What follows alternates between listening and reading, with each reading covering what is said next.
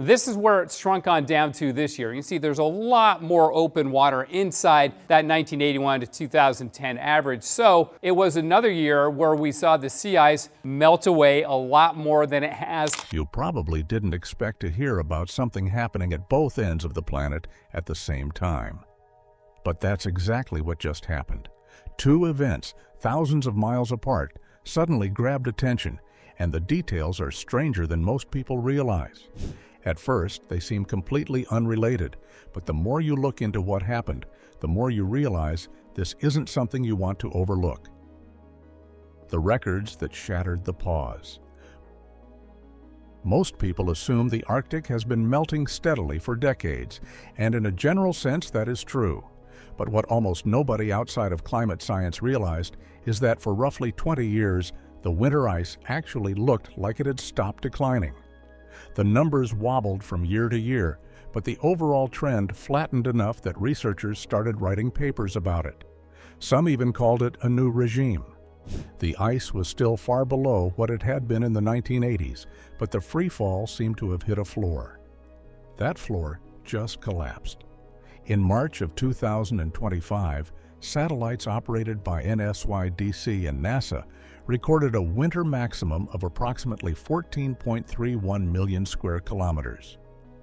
1 year later, in March of 2026, the peak came in at 14.29 million square kilometers. Those two numbers are statistically tied for the lowest winter peaks ever recorded in 47 years of continuous satellite monitoring. Both sit more than 1.3 million square kilometers below the long-term average, and the drop between the 2024 and 2025 peaks alone was 0.93 million square kilometers, which translates to 5.8% of the climatological baseline. That single winter decline is the largest ever measured. For 2 decades, the data gave scientists a reason to believe the winter ice had found a temporary holding pattern. Then, in one season, that entire statistical argument was demolished. Walt Meyer of NSIDC put it plainly when he said that 2 consecutive record-low winter maxima erase the case that the decline had paused and that the long-term trend is back, and it is significant again. The 2026 growth phase dropped even further, reaching a new low of 11.3 million square kilometers, while the peak recovered only slightly and remained the second lowest on record. Researchers at the University of Southampton ran the 2025 event through CMYP6 climate model analogs under approximately 2.8 degrees Celsius of Arctic warming and found that comparable drops exist in the model archive, but are rare. In nearly every case where the models produced a similar crash, the ice did not bounce back to the earlier baseline. It settled into a permanently lower band and stayed there. The small recovery seen in 2026 matched that prediction almost perfectly. And that is the part that should unsettle you. The recovery was not the ice returning to normal. It was the ice confirming that the old normal no longer exists. And while these surface numbers were making headlines, a quieter and arguably more alarming collapse was happening underneath them. The invisible collapse beneath the surface. You can measure ice by how much area it covers, and that is what most news reports focus on. But area alone does not tell you how strong or how old that ice actually is. A thin sheet of first-year ice and a thick slab of multi-year ice that has survived multiple summers look roughly the same on a satellite image, but they behave completely differently. Multi-year ice is denser, more resilient, and far more effective at reflecting sunlight and insulating the ocean beneath it. It is the backbone of the Arctic system. Icy. SAT-2 freeboard and thickness data revealed that by the September 2025 minimum, multi-year ice older than 4 years had shrunk to roughly 95,000 square kilometers. That is a 95% reduction from the 1985 to 2004 average. Read that number again because it deserves to land. 95% of the oldest, thickest, most resilient ice in the Arctic is already gone. The thickness losses hit hardest in the Barents Sea and northeast of Greenland, and the reason connects to something scientists call Atlantification. Warmer, saltier Atlantic water has been pushing progressively further into the Arctic basin, breaking down the layered structure that used to keep that heat trapped below the surface. In a healthy Arctic, cold, fresh water sits on top and acts as an insulating blanket. Once Atlantification weakens that blanket, heat from below can reach the ice even during the polar winter when the sun does not rise for months. By late July of 2026, field teams documented the combined extent of the Greenland and Barents Seas sitting 30% below the previous record for that date, with open water reaching 84 degrees northeast of Svalbard. The Pacific side of the Arctic remained comparatively intact, producing one of the starkest regional splits ever observed. One half of the Arctic looked familiar, the other half looked like a different planet. Duo Chan of the University of Southampton reflected on the earlier optimism with a kind of quiet regret, noting that both the models and the data had allowed the scientific community to believe the winter ice had found a temporary floor, but that floor was never structural. That admission carries weight because it comes from someone whose job is to interpret these systems objectively. When a scientist tells you that the entire community was operating under a false sense of security and that the data they trusted was masking something far more fragile underneath, you are not hearing speculation. You are hearing someone reckon with the fact that the planet moved faster than the models said it would. And while the entire world was focused on what was happening in the north, something even more unexpected was unfolding at the bottom of the Earth. The Southern Ocean flipped its own switch. If the Arctic story is about a long decline that suddenly accelerated, the Antarctic story is stranger and in some ways more frightening.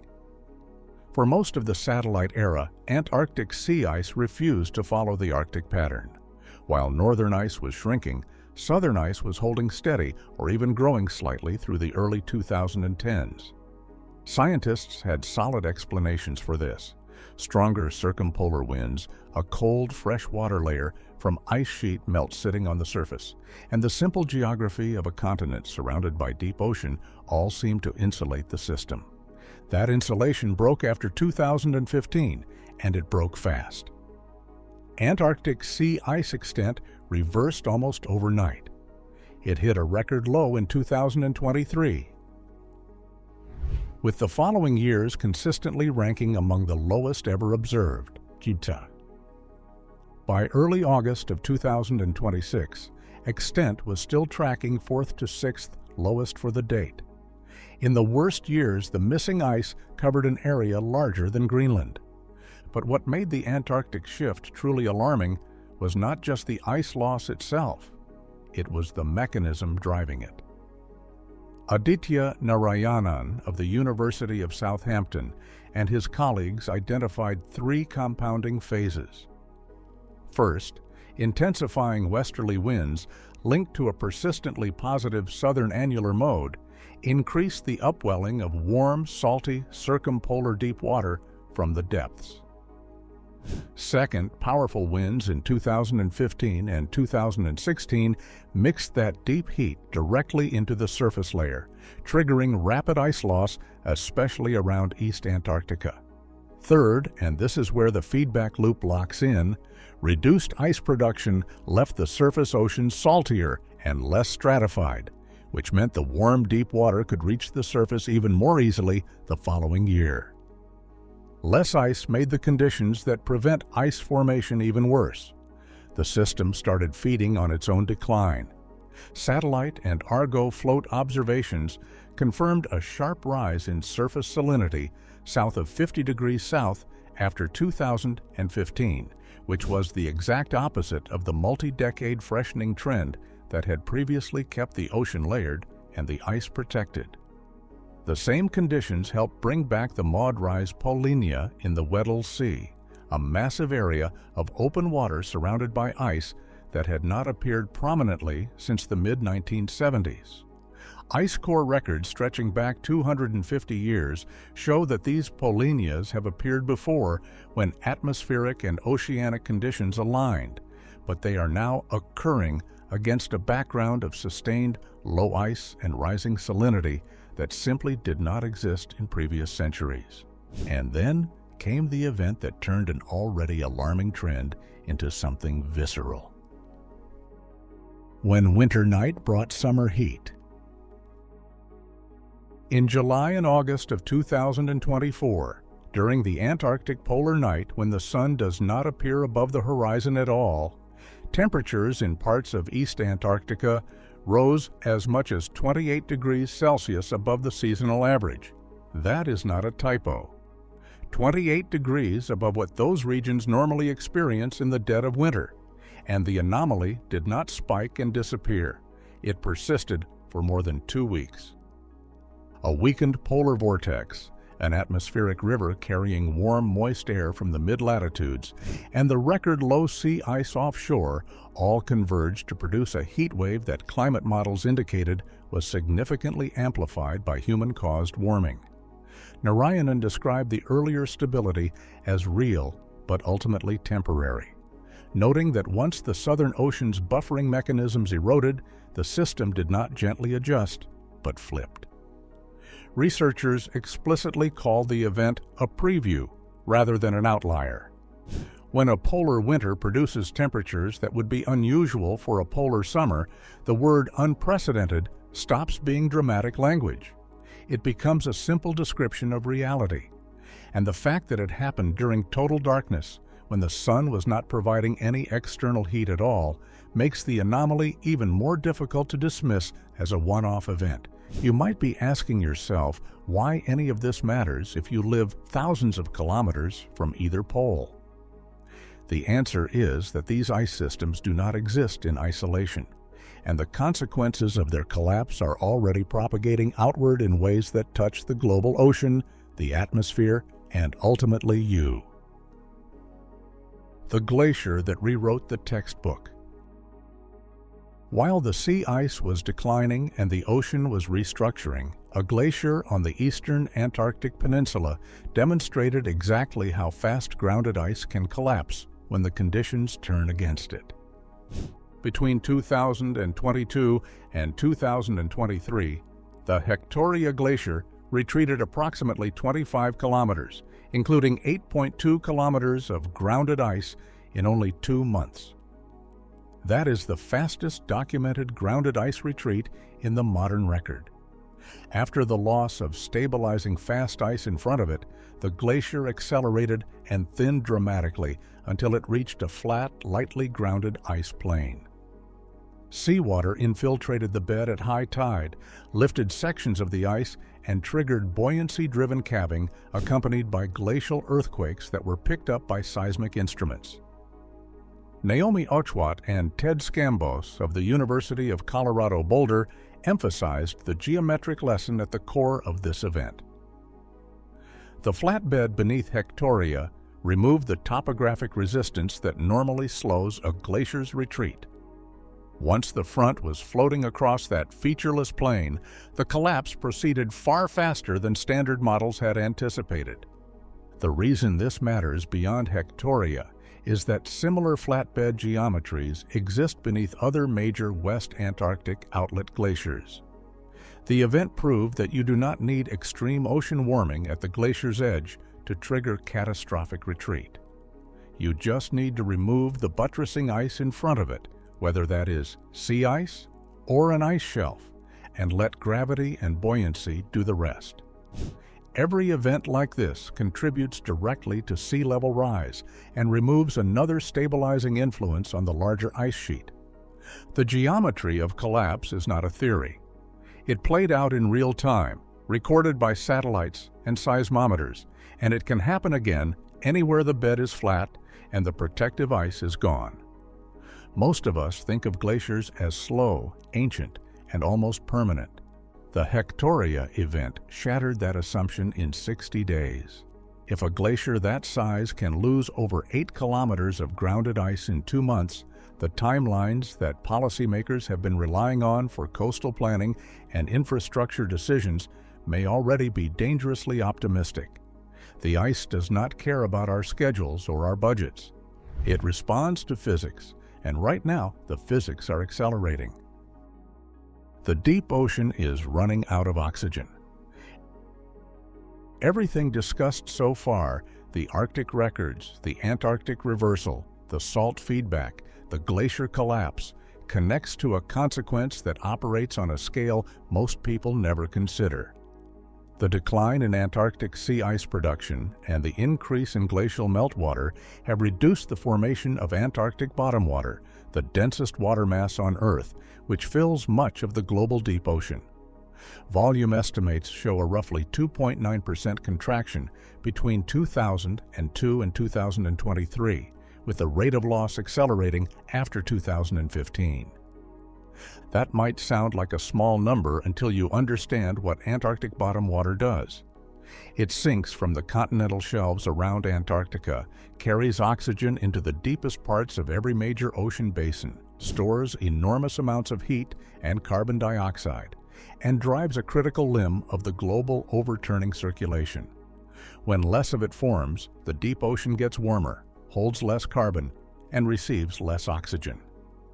Marine life in the abyss, already adapted to extreme conditions, faces a slow suffocation that has no precedent in the modern record.